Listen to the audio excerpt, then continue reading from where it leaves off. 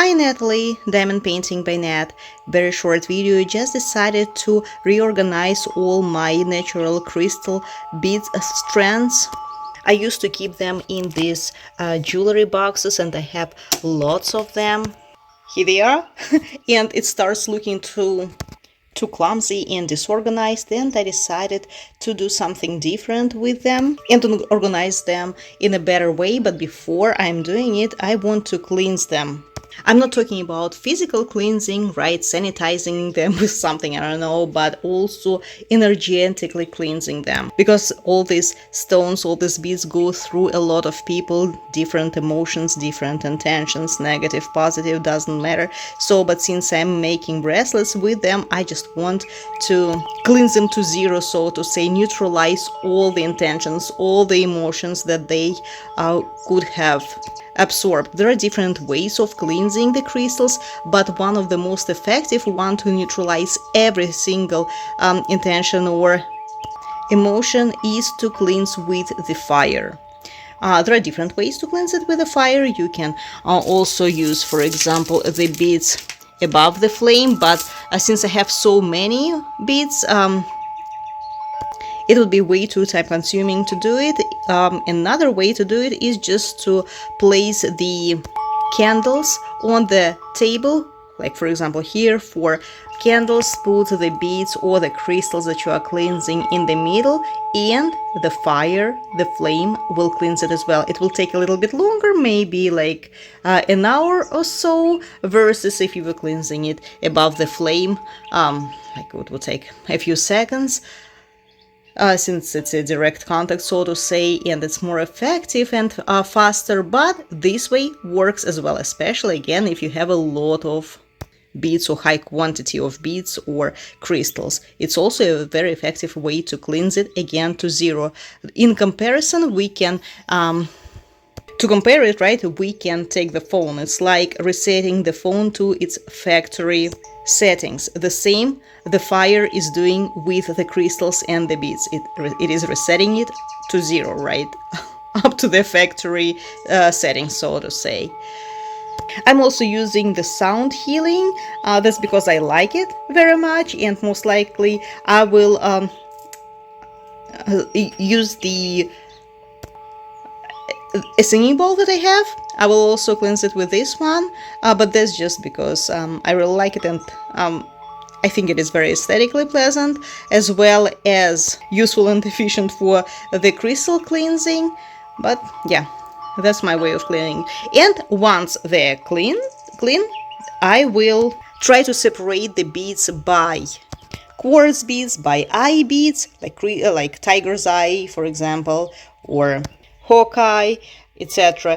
And I will try to put each of them in one of these containers. If you follow my channel, you know that I actually use a similar storage case to store my diamond painting drills and rhinestones. I store them and save them by color. I'm not going to do the same with the crystals, meaning I'm not going to organize them by color.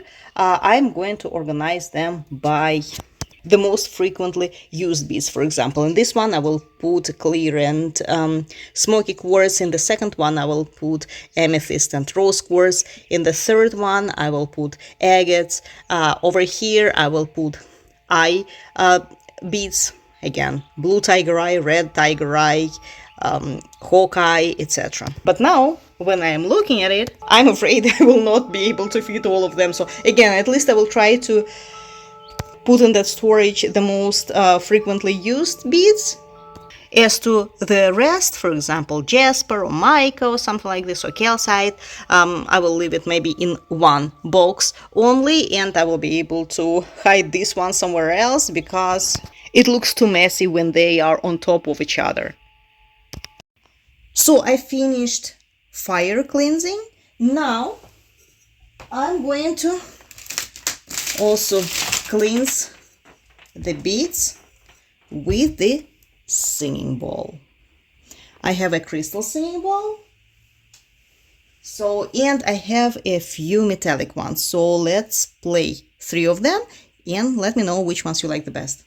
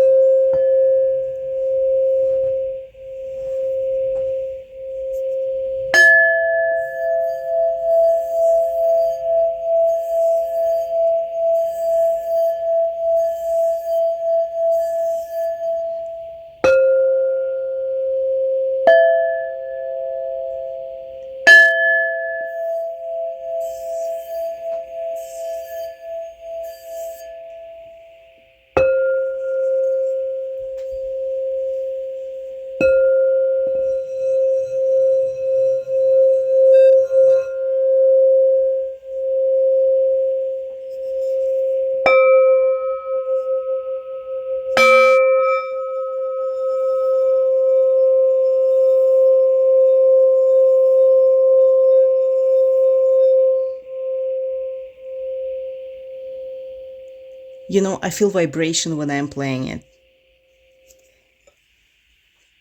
Okay, so what I'm going to do now, I'm going to separate the beads in groups: quartz group, aventurine group, agate group, calcite group, etc. Then I will show you what and how many, what I did, how many groups I made, and if it's not going to be too many, I will try to put every single of them, organize every single of them in each container, and of course label it.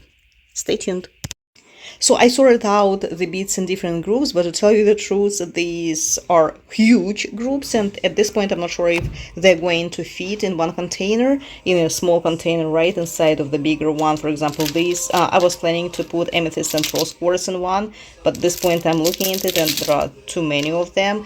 This is a clear quartz and tourmalinated quartz with smoky quartz, also a pretty big group. The agates are huge. So and this is not all.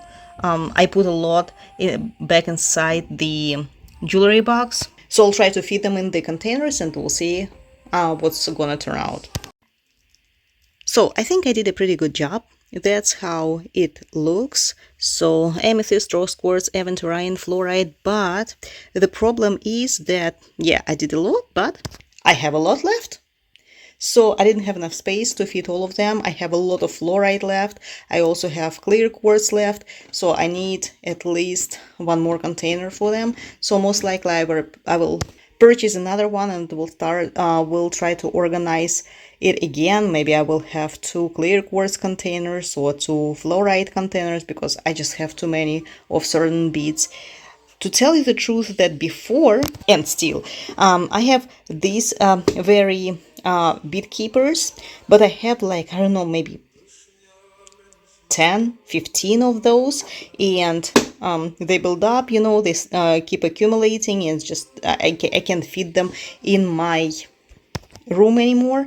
So what I needed something more compact, something like that. So maybe I will purchase one more to fit more beads, and the rest will go in here, and of course I will leave maybe one jewelry box with the rest, whatever doesn't fit into the containers.